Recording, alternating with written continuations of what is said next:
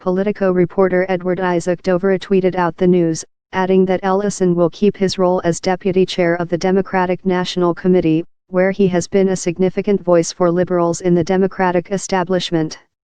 An article in Politico earlier this year described Ellison, in his sixth term, as grown listless and bored in the House. Ellison's relationship with DNC head Thomas E. Perez has also been described as uneasy.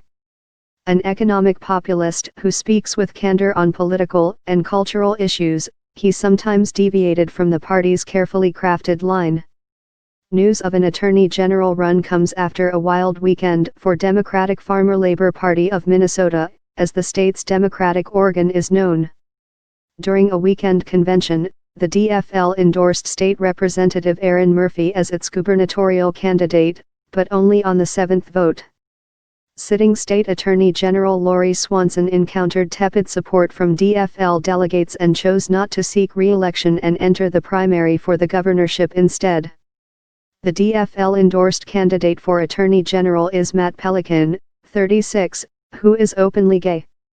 Ellison, 54, is a Muslim African American. He is wildly popular in his Twin Cities district, which he won in 2016. He won re-election by 47 points.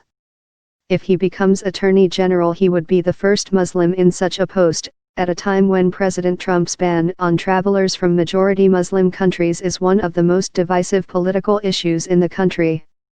A sojourn in Minnesota could potentially strengthen Ellison for an eventual return to Washington. State attorneys general have risen to national prominence by challenging the Trump administration on immigration, environmental regulation, and marijuana decriminalization.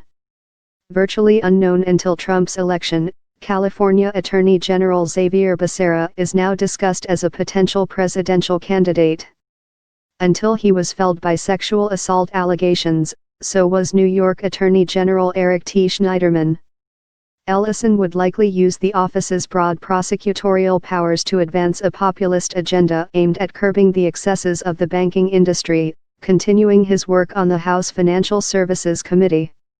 He has also been a vociferous advocate for a lenient immigration policy, earning some criticism last year for comparing immigrants crossing into the United States illegally from Mexico to Jews fleeing Europe during the rise of Adolf Hitler in Germany.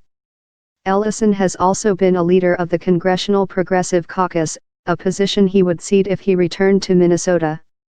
Told of Ellison's decision on Monday afternoon, a senior aide on the Progressive Caucus was dismayed.